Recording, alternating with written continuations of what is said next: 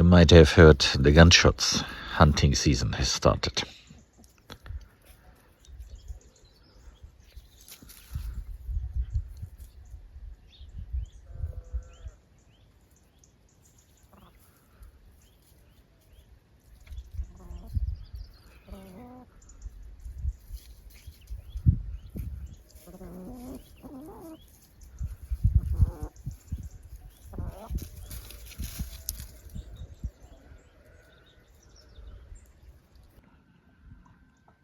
I am seizing the opportunity to show you this.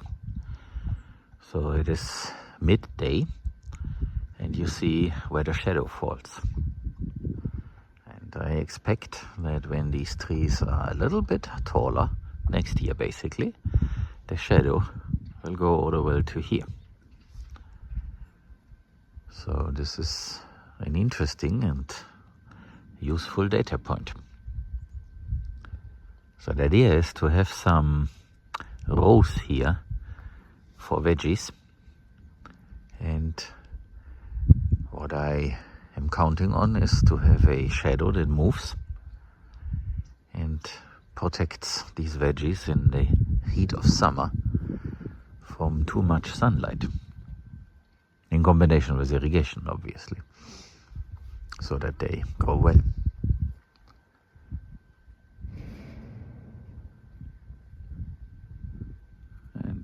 This one there is also casting a shadow.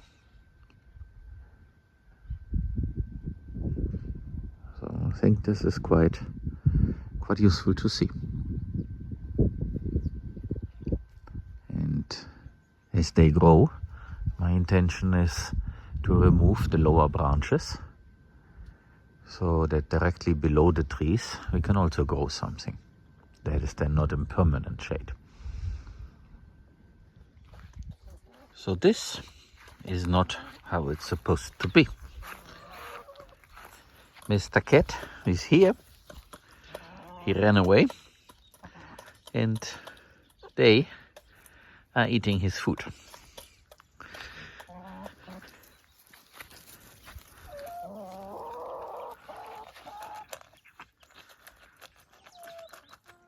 The good thing is, he's not trying to chase them away or do harm to them. But the bad thing is, they should eat bugs and not the cat food. We had this before. The chicken ran into the dog enclosure and ate the dog food. And that, of course, created a conflict because the dogs did defend their food.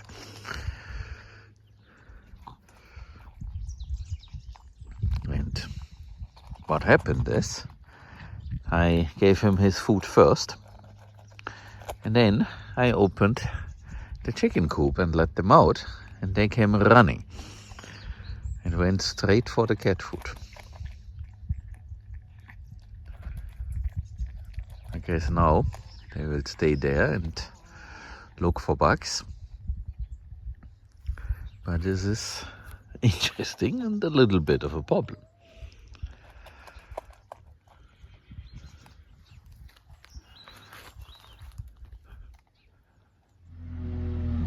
This is part of our cleanup.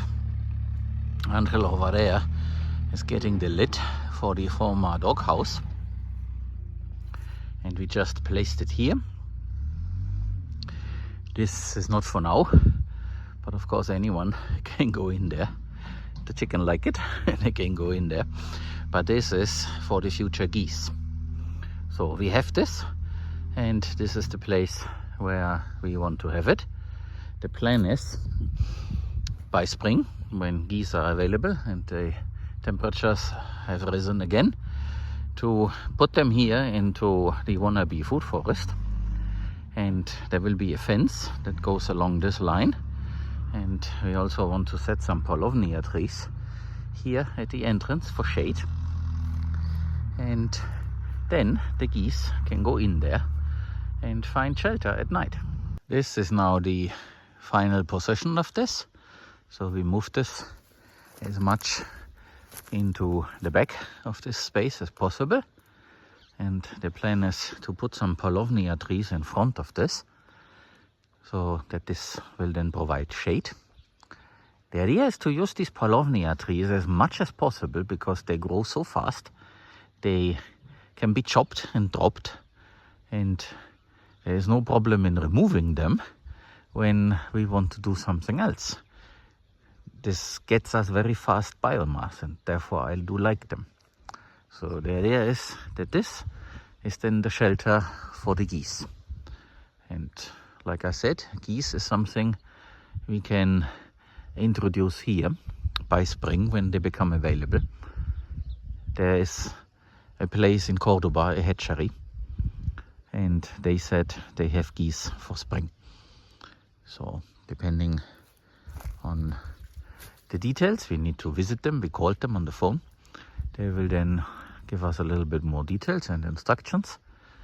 And the idea is to have the geese here, 4 to begin with, and then they can munch on the grass. And what we also will do very soon, once we get to removing the irrigation system in A11, where the sunhemp and friends grow, we will move most of that into this whole area, so that this area and the one over there are fully covered with an irrigation system. Of course, this is now autumn, and then there will be winter and spring. There is no irrigation really needed, but I am irrigating because every time it drops below 22%, I start the irrigation. The sun is powerful. So therefore, this will have the irrigation system, and what will not be installed goes into storage. And then we start doing a little bit beyond the farmyard, but as you can see, left is the farmyard.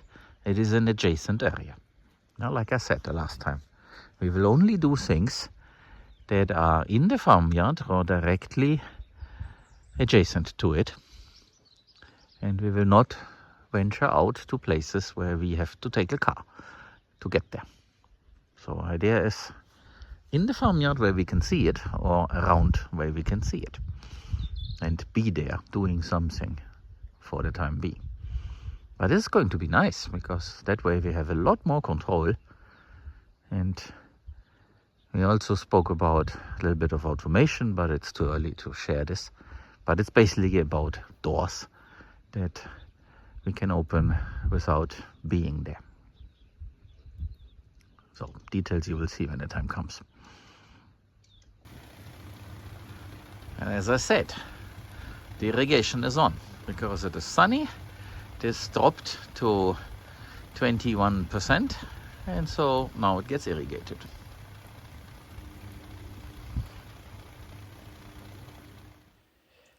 So this is the solution to water the new planting site until we move the rainbird controller and all the other stuff from over there to here, because right now we don't need to irrigate regularly. We just want to irrigate for a while before we plant, so that the soil is moist and maybe there comes rain. So this is to have this in place, and in a little while, when we get the material from over there, we will then make a proper installation, so that when there's a longer stretch of no moisture, that we can irrigate in the regular way. So this will last us for the beginning. And this pipe goes all the way to over there, and there will be a couple of wobblers, so that we can irrigate our new planting site, where we want to plant the leftovers from the Miyawaki forest, as much as possible and as much as makes sense there in this corner. Angel already used the BCS and the how it's called. It's not a plow. It's a different device. A rototiller to make the soil more crumbly and smooth, and that way we have a nice planting surface. So this is how it looks like at the moment. It is the same thing that we did in the Miyawaki forest.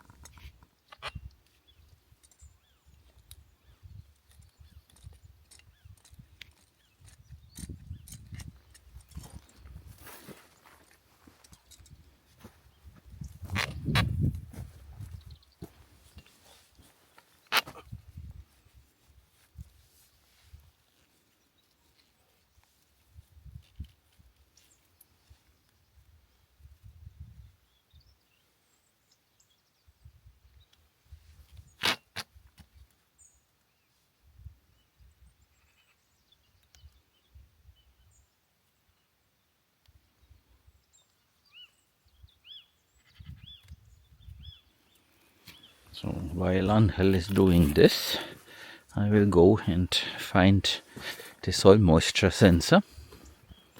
That has to be somewhere over there, and I can show you also what the wild boars did in here. They also toppled over this wobbler here in the middle of this, because they were looking for roots and of course the acorns. The sensor, I think I see it over there. So,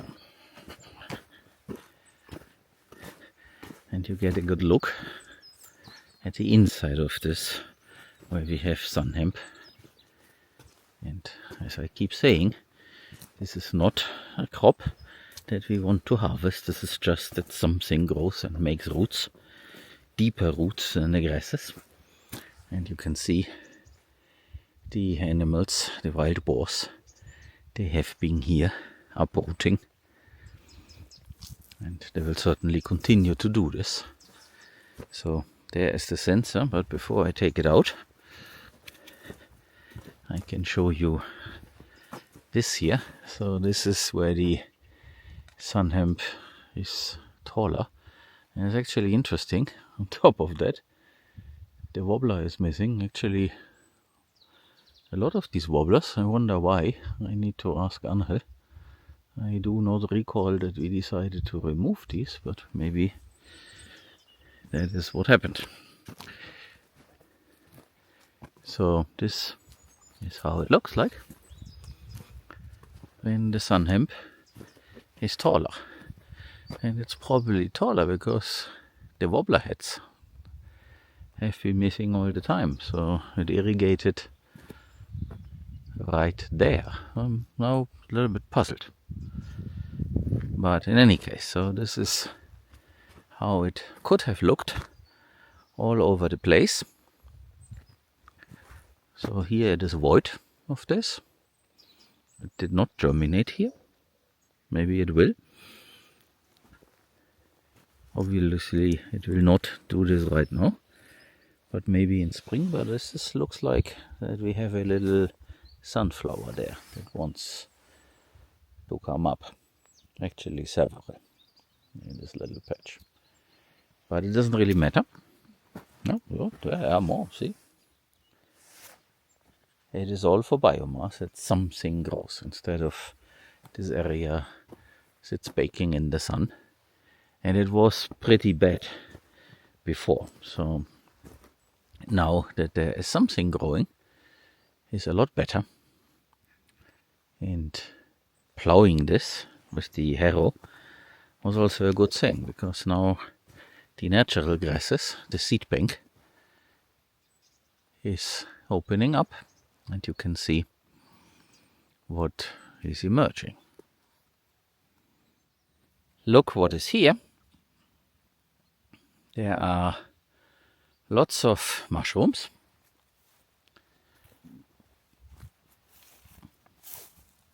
The grass is tall and many mushrooms.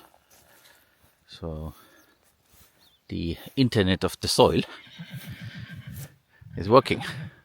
It's making notes, so to say.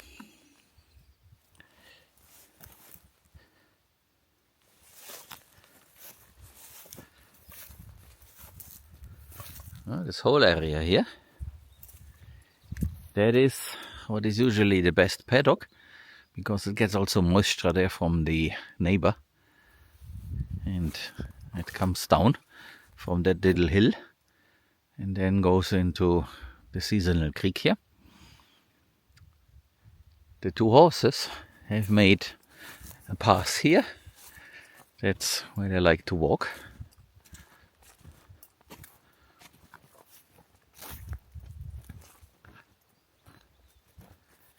And here on the other side, where it's less moist, there are no more mushrooms.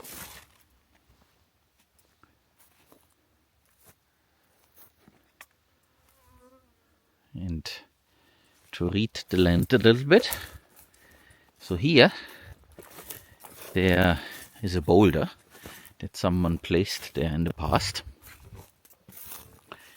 And this is like an additional creek where it enters the other one that goes from right to left. And if you draw a line here, then you see that this line towards the wall there and the neighbor, that is where the mushrooms are. And it leads straight to that little hill there on the neighbor's side. So that is an additional source of water. And therefore the grasses here are taller and everything is nicer. While here to the left, it is a lot drier, and therefore there are no mushrooms.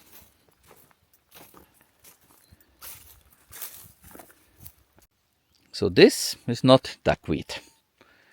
These must be algae that are growing here on the sediment trap. Of course, duckweed would be great here. So there's this idea to transfer a little bit from the pond where we now have it to all the other bodies of water. So we will do this at some point.